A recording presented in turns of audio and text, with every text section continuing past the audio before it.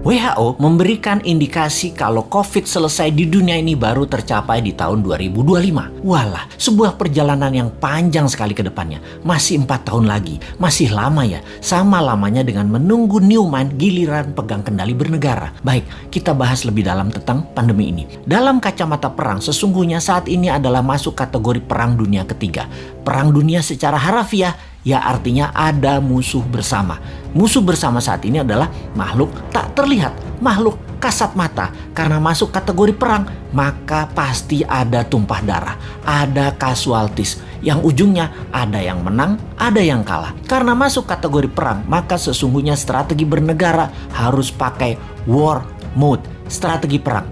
Dalam strategi perang, jurusnya cuma satu, survival, harus hidup. Terlepas nanti perangnya kalah atau menang. Untuk hidup, kita lakukan apapun sekali lagi untuk tetap hidup.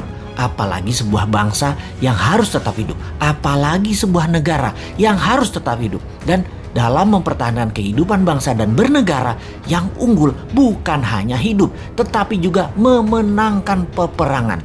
Untuk menang perang, kita harus bertempur hebat, punya mental baja, kompak, dan punya strategi jitu. Menurut pakarnya, siapa lagi yang saya ambil referensinya kalau bukan Ibu Siti Fadilah yang saya kenal baik. Beliau banyak menginformasikan melalui YouTube channelnya juga. Kita sarikan bahwa virus punya sifat alami untuk survival, untuk tetap hidup. Biasanya punya 3 periode mutasi. Mencontoh Spanish flu di awal abad 20-an. Gelombang pertama, gelombang kedua, gelombang ketiga, virus bermutasi. Seperti bola dilepas dari tangan. Pantulan pertama lebih tinggi, pantulan kedua lebih rendah, dan pantulan ketiga terendah. Virus pertama kekuatannya terlemah, gelombang kedua mulai menguat, dan ketiga terkuat. Itu adalah hukum alam, dilihat dengan kacamata, disederhanakan. Lalu kita lihat strategi bernegara. Ada yang pakai vaksin solusinya, ada yang pakai imunitas, ada yang keduanya dikombinasi. Amerika di zaman Trump pakai cara yang terlihat kasar, yaitu membiarkan rakyatnya terpapar dengan cepat dengan niat agar herd immunity tercapai alami, juga dengan cepat karena yakin imunitas rakyat Amerika baik dan sistem kesehatan Amerika terbaik di dunia. Casualties atau korban perang di bawah 1,5% ternyata. Saat ini terdapat data bahwa 49% rakyat Amerika sudah terpapar dan punya imun sistem sendiri, dan suntik vaksin sudah mencapai 20% populasi, alias herd immunity sudah tercapai di Amerika saat ini. Vaksin tetap dilanjutkan. Prinsip kebijakan Gedung Putih ala Trump melawan Fauci dan WHO, namun membuahkan hasil positif sekarang. Penasehat Biological Warfare Gedung Putih menyarankan Trump waktu itu, strain gelombang pertama itu terlemah. Secepatnya saja disebar dan paparkan dengan tanpa mengikuti protokol WHO dan Fauci yang sepertinya mau menghambat agar Amerika rakyatnya maskeran, dan strain gelombang pertama kenanya sedikit sehingga vaksin laku terjual setelahnya. Bahaya kalau gelombang pertama dibatasi atau ditahan.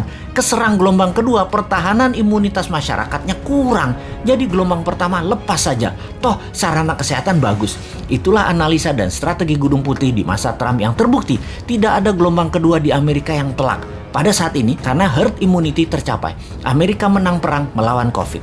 Tiongkok pakai cara kedua, terbanyak pakai vaksin lokal produk mereka sendiri, di mana herd imunitas alami tercapai 20%, yang saat ini 40%-nya ini pakai vaksin, di mana 3 bulan lagi herd immunity di Tiongkok tercapai dengan vaksin lebih dari 60% populasi dan 20% natural imunitas. Tiongkok menang juga perang melawan COVID. Gelombang kedua ketika terlambat vaksin dipakai, maka akan berat karena mutasi virus sudah lebih kuat. Dan yang tanpa vaksin terpapar gelombang kedua menjadi berat lagi pengaruhnya atas kesehatan adalah benar. Strategi yang harus cepat-cepat dilakukan adalah vaksin disuntikan ke masyarakat.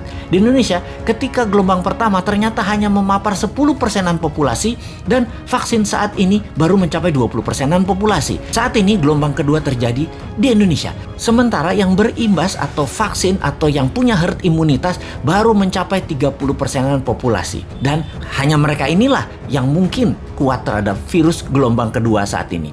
Dan mudah-mudahan sekali lagi tidak ada gelombang ketiga mutasi COVID yaitu COVID yang terakhir mutasinya yang terkuat. Kita harus segera mencapai herd imunitas saat ini, segera. Inilah hal yang kasihan pada pemerintah saat ini. Kita tidak menyalahkan hal ini sudah terjadi, tetapi kita harus melihat ke depan. Sistem kesehatan kita belum sebaik negara maju. Imunitas vitamin, makanan masyarakat juga belum sebaik negara maju. Maka yang terbaik kita bantu pemerintah saat ini dengan PPKM-nya Jawa Bali, kita taat 100%. Diam di rumah selama 3 minggu, gunakan minimum movement selama 3 minggu, makan sehat, hidup sehat, baca buku, dan olahraga. Ini semua karena sudah kadung, dan kadung juga pemerintah beli vaksin banyak banget, sampai 400 juta katanya, untuk memvaksin seluruh rakyat Indonesia. Vaksin ini ada batas waktu, ada expiration date, jadi harus cepat-cepat.